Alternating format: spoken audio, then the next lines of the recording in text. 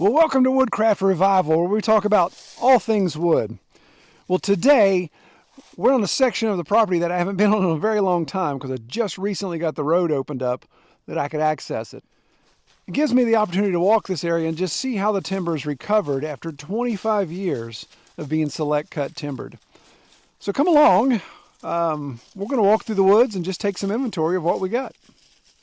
So I think we're going to do a lot of this handheld, so bear with me as I do this. I usually don't do handheld, but it gets too close. You guys get to see just how old I really am. But as Timber and I walk through the woods, I've got my tape. We're going to do some measurements and just do an inventory, see what we have, maybe look for some standing dead or some deadfall that would be good for the mill. Before we hit the woods, it may be a good idea to just do a real quick backstory if you guys are unfamiliar with our setup. So 100 acres in south central West Virginia. In 2000, we bought this property for $55,000, and to help fund not only the purchase of the property and the building that we wanted to do on it, we sold the timber in 2000. It was one of the first things I did. As soon as I acquired the property, I hired a broker and we got the process going.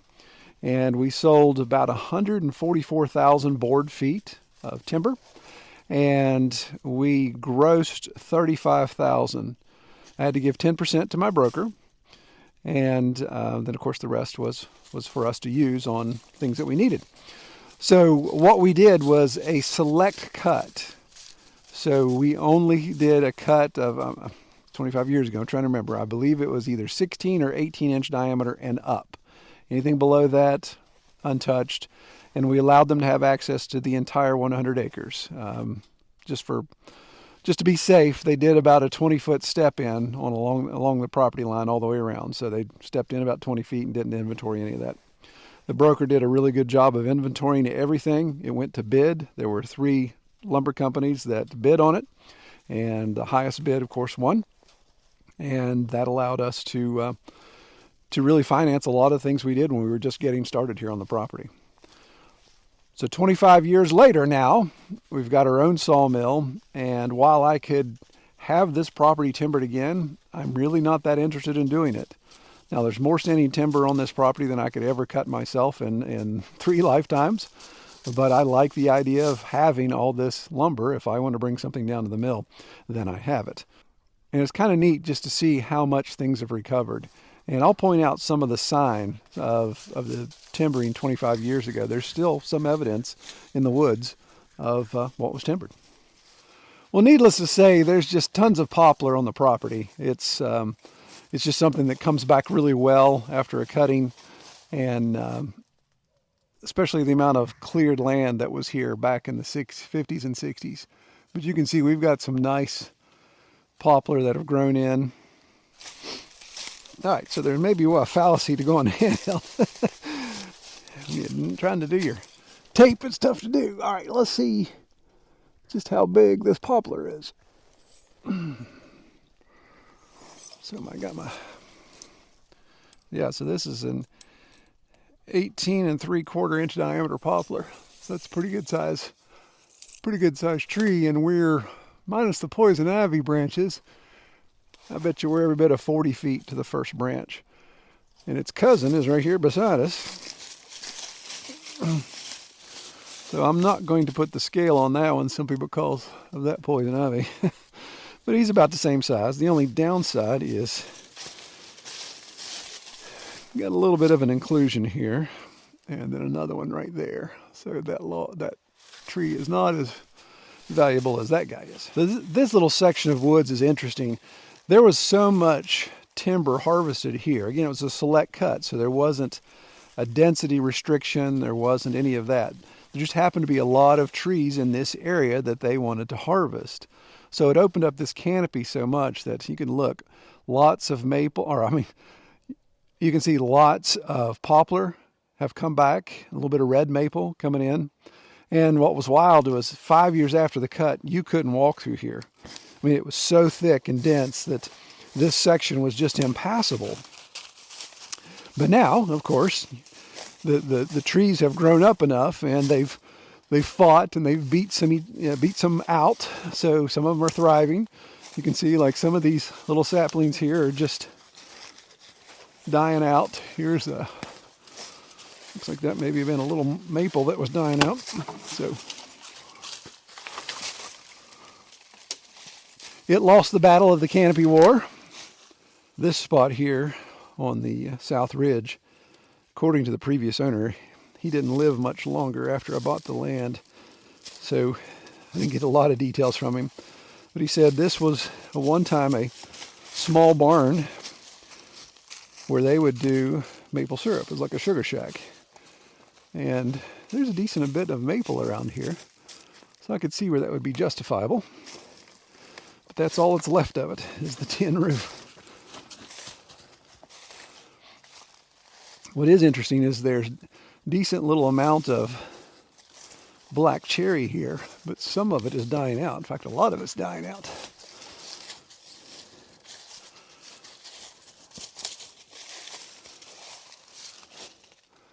You can see it's lost its fight, but there's some really nice crotchwood in some of these.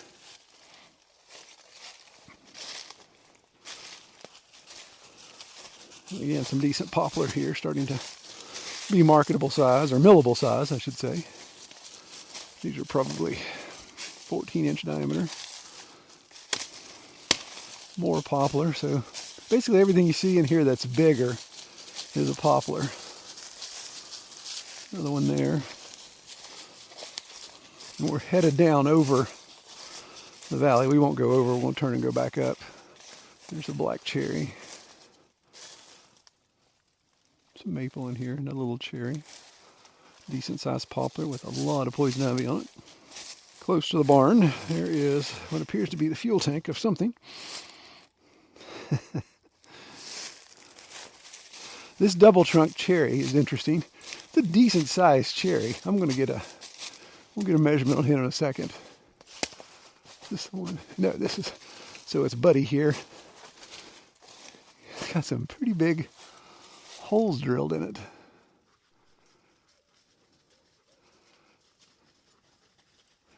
So there's definitely been habitat for some critters, but that tree's not dead.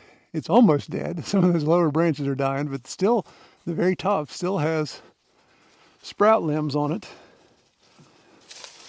So let's get a chest height measurement on this guy. I'm going to say about 15 and a half.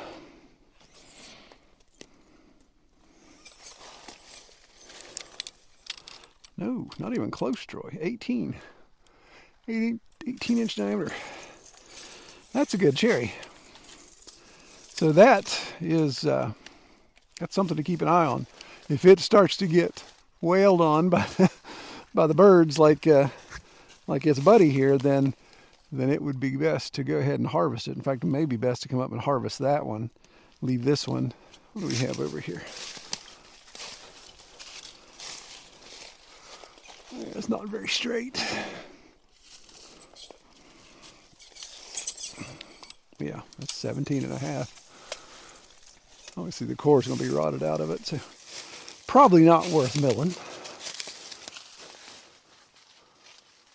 Up above that crook, there may be a decent log. So as we walk out more on out of road here, another black cherry. That's a decent one. I bet you that one's 15-inch diameter. Nice red oak there.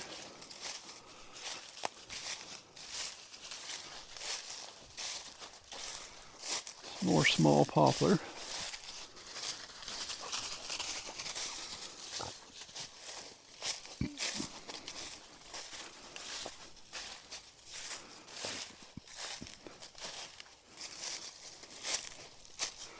Now this black cherry, I've had my eye on it for a while. And it is a decent sized tree. I bet you it's 18 diameter. But look at that crotch. There's an incredible amount of crotchwood in that. And then, of course, the rest of it is decently straight. So there's a lot of good mill logs in that. Ooh, look over here. So look at this sugar maple.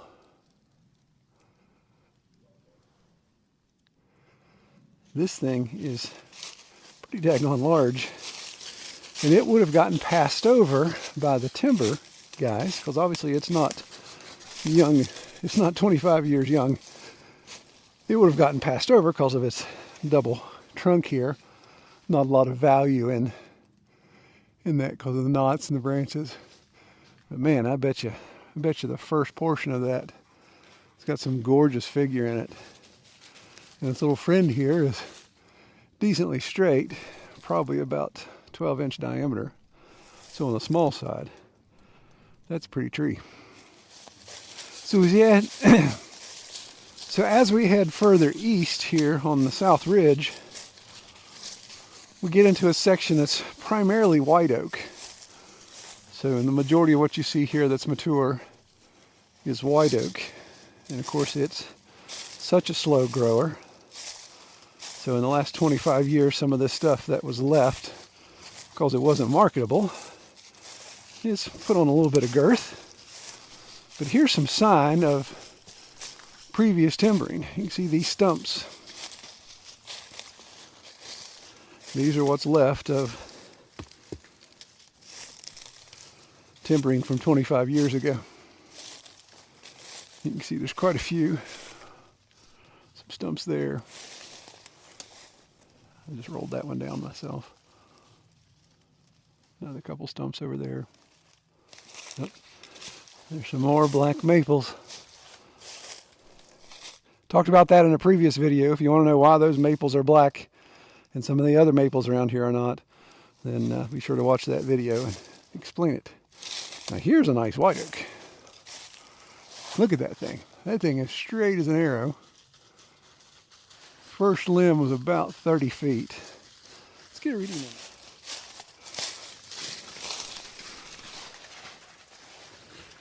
Yeah, she's pretty.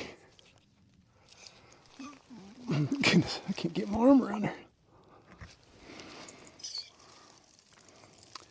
That's why you have the pin.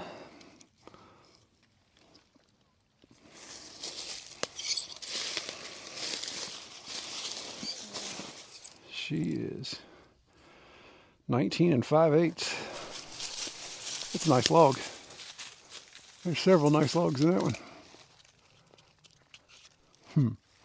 We'll have to remember that for the white oak project. So as we approach the top of the ridge, so the property line runs right along that horizon as you see there, then we're getting into the chestnut oaks.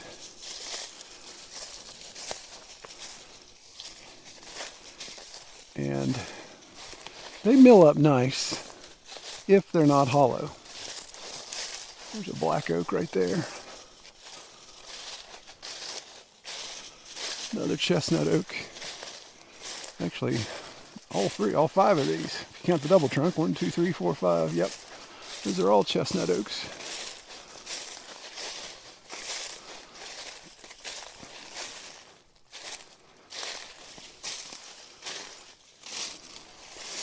And they're, I'd say probably 12 to 14 inch diameter.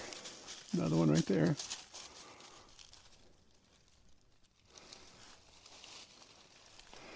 Chestnuts really like well-drained, rocky soil. And as we get higher on the mountain here, you can see this is much more rocky soil. Usually I hardly have any rocks anywhere. So this is the spine of the property on the South Ridge, the easternmost portion. It's funny just how narrow this ridge spine is.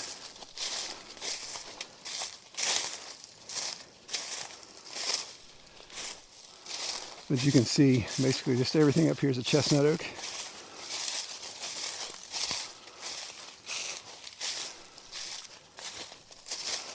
Ooh, I see something's got my attention.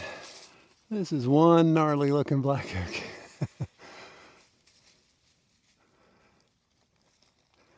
It's got all kinds of inclusions and branch buds on it. And it's a decent sized tree. Let's see what it is.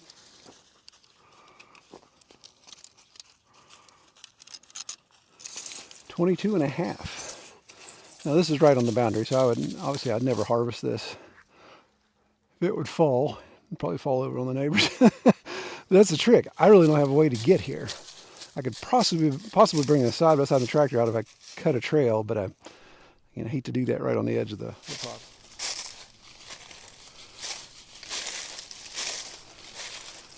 So here's the corner of the property. Big old chestnut oaks. Oh, sinkhole. This massive chestnut oak is our corner tree.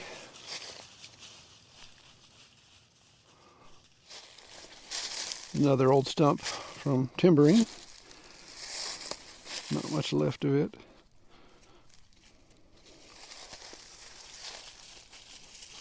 You can see several more stumps there and there. Those are from the timber process.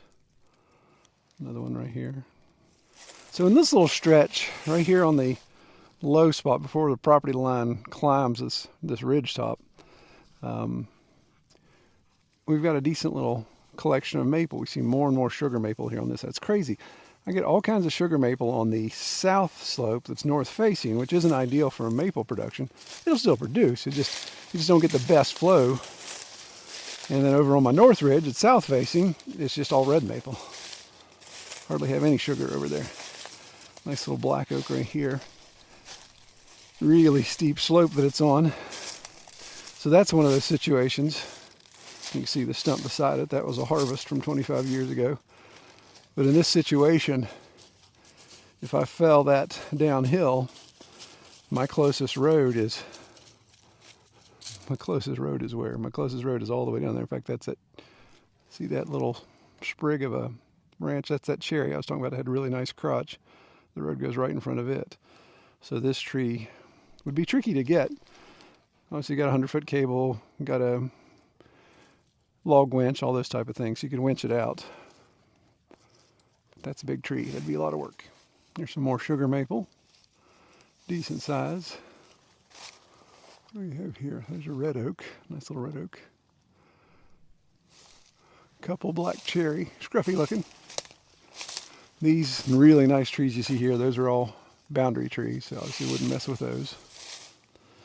See, we have a leaner here that's dead. What is this thing? It's hung up.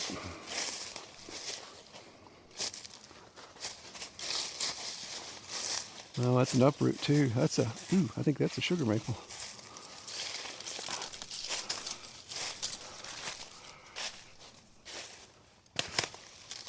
Break my neck falling over the hill. Yeah, that was a little stymied in that chestnut oak. Yeah, I believe that's a sugar maple. You can see it's dead. It's got a lot of fungus on it already.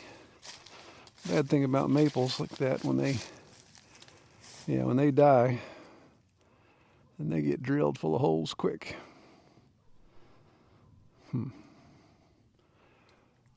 That would be a little tricky one to do. So this whole area has had a history of movement. It has slipped quite a bit. Now, this section hasn't moved since I've owned it, but you can just tell by all these odd undulations and just weird pockets of things, humps and stuff, that this all moved. Decent sized maple right here.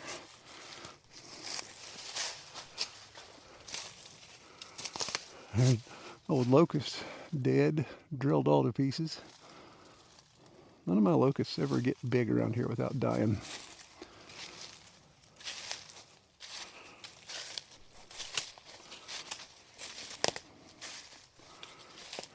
Ooh, see this big stump?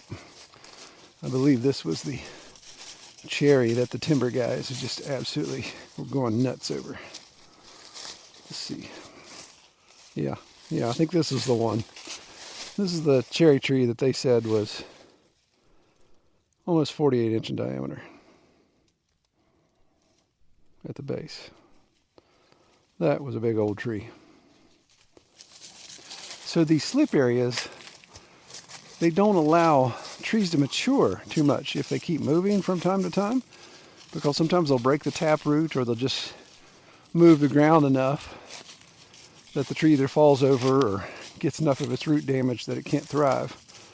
So that's why you see a lot of smaller, more immature trees in this area. But then you get to spots where there hasn't been any slipping, and you get big trees again.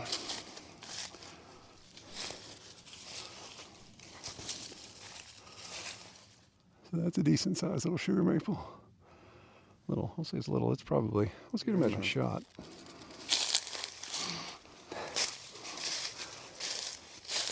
Can you get out of the way? You're not gonna everyone's gonna think it's Godzilla. Move, please. Come around here. Come around here. Come here. Over here. Good boy. Stay. It's a Godzilla.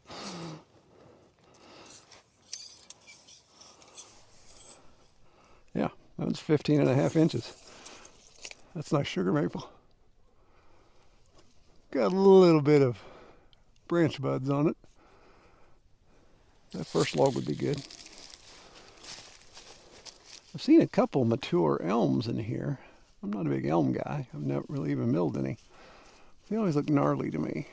Now there's a decent sized black cherry, and its first 15 feet are pretty straight. It's funny, it's leaning uphill, and you look, several of these trees are leaning uphill. Now years ago, well before I owned it, all of this just kind of went whoop, and just slid down, and that's why some of these guys are gangster leaning uphill, and they normally gangster lean downhill. Some nice little red oaks here coming on. Let's check out this cherry.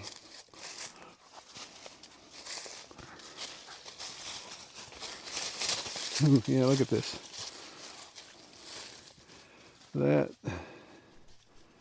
That's tough to see, but that's like a little fault line of the slip right there. All of that moved. It could still be moving, but just gradually. That thing is really leaning. Bet you it's got a lot of tension with it. But let's take a measurement on it. You camera hog.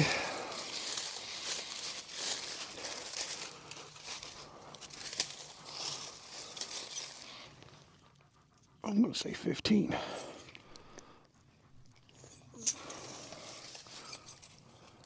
I can't get it right. That's 17. Yeah. That may be worth getting before she uproots.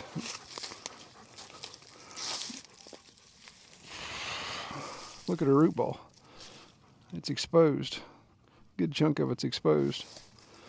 No, it's not like it got exposed yesterday. It's been like that for a long time. But that tree's trying to correct. All the grapevine in it. We're going to do a video soon about grapevine. Another nice sugar maple. Ooh, really nice sugar maple. Is that the, no, I'll say, is that the same one I was just looking at from the, that is a nice sugar maple. This guy right here. This one's not bad. We'll go check that one out. We're going to circle back around to the side by side. You guys can see it down there. We're going to finish walking out this bench, and then we'll come back around. This guy here,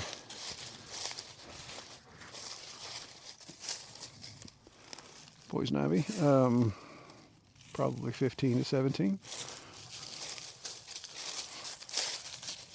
Look at that chunk of breakaway. So you can kind of see how all that moved down. Now that poplar's still alive, and it's probably a 15-inch diameter.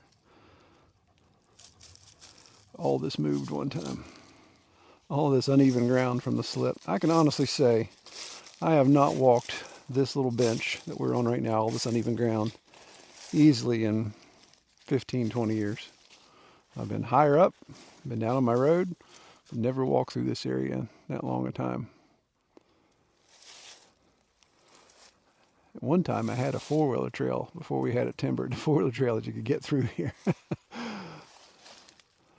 don't even know where that would have been.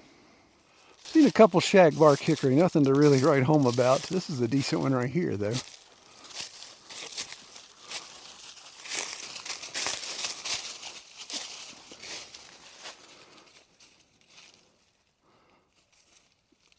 See it there. Again, lots of poison ivy on it. So now we're back to my road. It comes down off the top of the mountain there. Just recently got this opened back up. We've got a couple nice sugar maples. This one's a really nice one. Actually, I think that's a red maple. Yeah, I believe that's a red. Still decent. I bet you she's 20 plus. It's kind of holding up my road. I hate to cut it, but let's look at it real quick.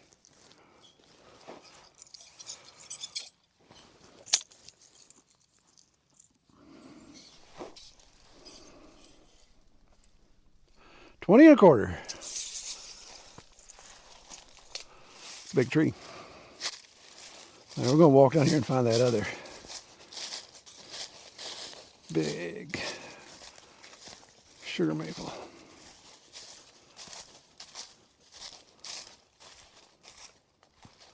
Lots of poplar through here. This whole section got a lot of good poplar. In fact, if we go that way, which is heading west back up the valley, this whole section is just poplar. I mean, crazy. And there's easily, I bet you there's 300 poplar within a 4-acre stretch. All right, where was that sugar maple? It's a gnarly looking cherry. I think we need to walk through this because it was down over this slope. All this ground that slipped, moved.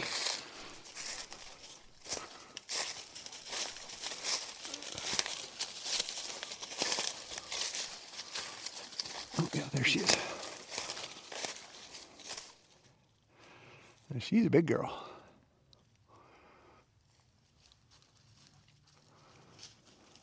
We need to get a measurement on her. All right, so I'm gonna do this up falling down the hill.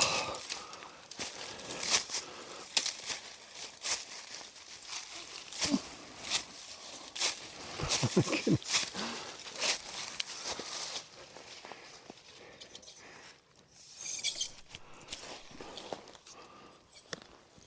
Oh my goodness. What am I hanging on?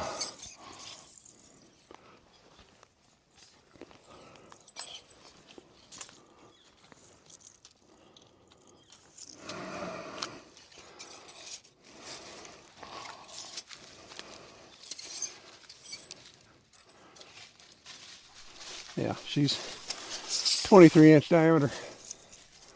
Let's have one branch about 14 feet. That's a big tree. That's a real big tree. Look at this banana of a hickory tree. It's a big tree. As I said, there's poplar. There's another one. And another one. That's a sycamore right there, but it's still decent size. Just right here in this spot, there's 1, 2, 3, 4, 5, 6, 7, 8, 9, 10, 11, 12, 13, 14, 15. And then, goodness, that way. Yeah, so just in this little triangle, 15 really nice sized poplar. So what have we learned from our little excursion in the woods? Well, for me personally, seeing this area that I haven't been on in a while, that I know was timbered well in 2000, 25 years later, seeing that now I have easy access to it with my roads opened up again, and doing just a quick walkthrough inventory, there's a lot of usable timber in here. Timber that will really, I'm not talking about you, buddy. Timber that will really use, timber that can be really utilized well on upcoming projects we have. You know, I'm so grateful that my broker that I hired 20 years ago to help me with my timber sale advised doing a select cut of that 16 or 18 and up. That really allowed my forest to still look like a forest after the timbering process and allowed it to rebound quicker with mature trees. So while we could do it again and come in here and have some guys take more timber out, maybe 12-inch or 14-inch diameter and up, and put a decent chunk of cash in my pocket, it just doesn't interest me at this time. I'm at this moment where we are, I'm happy with having this standing timber and happy to see it as a bank, an investment bank. This money is growing on trees, literally. And if I would need to, if we'd be in a circumstance that I needed, then we could obviously pull from it if need be.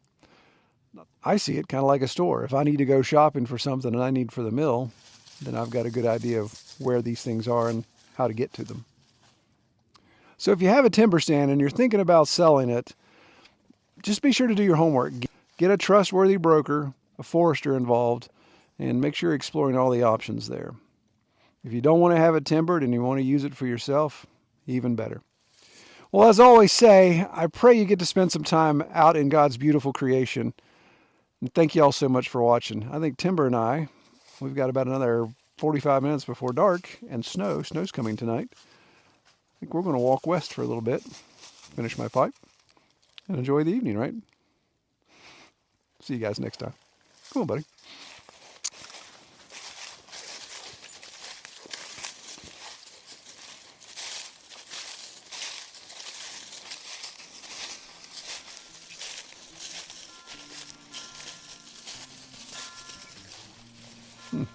Another black cherry.